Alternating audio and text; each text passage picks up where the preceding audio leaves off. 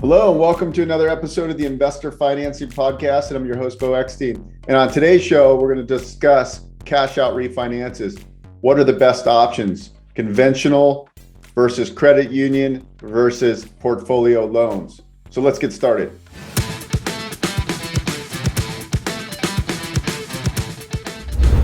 When looking to refinance your rental properties, there's a couple options to consider.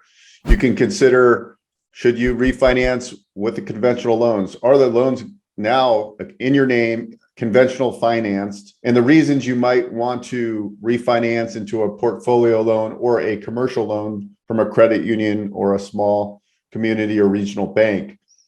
I, however, think that right now with the market, a non-bank portfolio loan would probably be the best option. And here's why. If you refinance in your name, you're going to run up against debt to income ratio issues, potentially. If you refinance in a non-bank portfolio loan, the options are a lot easier to qualify for.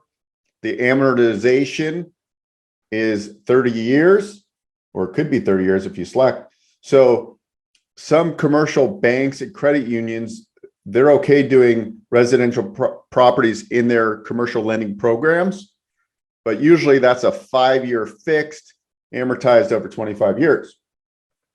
And I believe that rates will be higher in 5 years when you're going to refinance the property. So if you go into a 30-year fixed non-bank portfolio loan, you don't have to worry about refinancing the properties ever if you don't want to. Obviously, there might be a good time to refinance because you build up equity, but nobody has a crystal ball. We don't know what the rates are going to do. Probably they will be higher than they are today. The rates are and have been going up significantly. In the non-bank world, where you might have been able to get a 4.5% a couple of weeks ago, that same rate might be 5% today or slightly higher. The rates went up at least 0.5%. The way these non-bank portfolio loans are purchased in the secondary market, these funds have their own lines of credit, their own warehouse lines, and then they sell them off in giant tranches. And these tranches were getting purchased for 102. So they were making a nice premium on the spread. And then all of a sudden, the secondary market started bidding a lot less. So these portfolio lenders had to raise the rates, just like you're seeing in the conventional world. You're seeing the same thing happen in the non-bank portfolio world.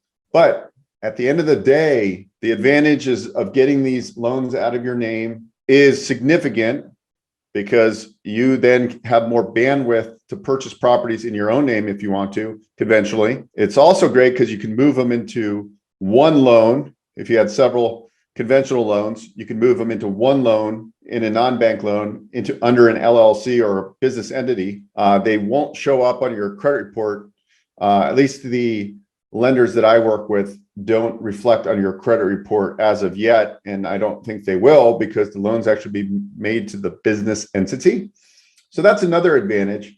But when you really look at it, the rates are pretty much, they're going to be slightly better on a conventional standpoint, and the fees are a little bit lower. That's true. But if you look at a commercial credit union or bank lending program, you're going to be looking at a 525 most of the time, which is a 5-year fix amortized over 25 years.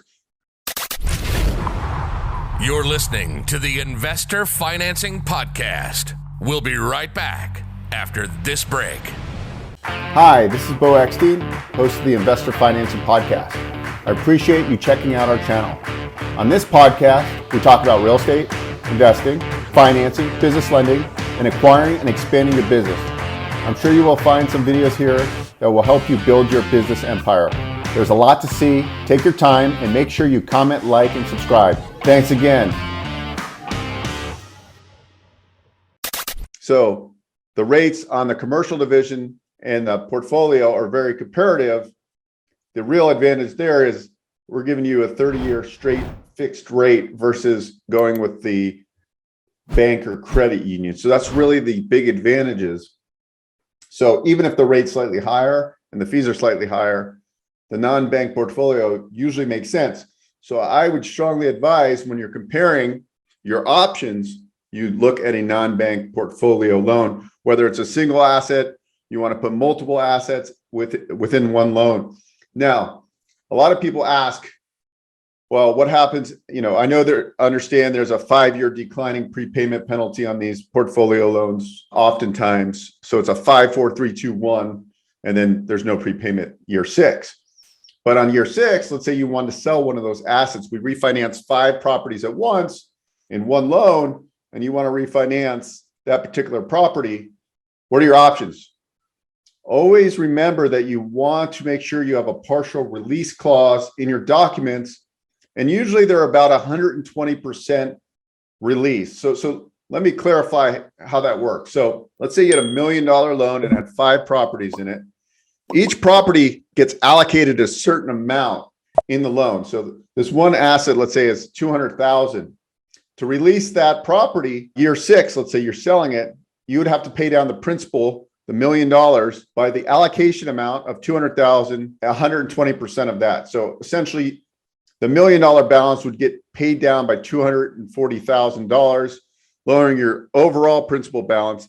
And that's a partial release clause, essentially. And usually it's around 120% of the allocated amount on that property. So there are exits if you have a strategic plan to start selling some off year 6, 7, 8, 9, 10, etc. So that's a partial release clause. So make sure you know going in what your partial release clause looks like, so you have the end in mind when you get into these deals. Because a lot of times people don't negotiate these into their deals, and then they go to refinance and they're kind of stuck, or they have a penalty. But most of these portfolio lenders understand the partial release clause, and they're building them in regardless if you ask for them or not. But always look for that. Always know your prepayment options. Is there a 5-year declining? Can you get a 3-year declining prepay? There are ways of doing that. There's ways of doing interest-only financing where you can get a 5, 7, or 10-year fixed interest only, and then they go adjustable. There's all sorts of programs out there. And these are what we call the DSCR loans, the debt service coverage ratio loans. We don't need tax returns. The other advantage is we don't need tax returns and financials. We just need bank statements and a good credit score, an LTV, and the cash flow from the property.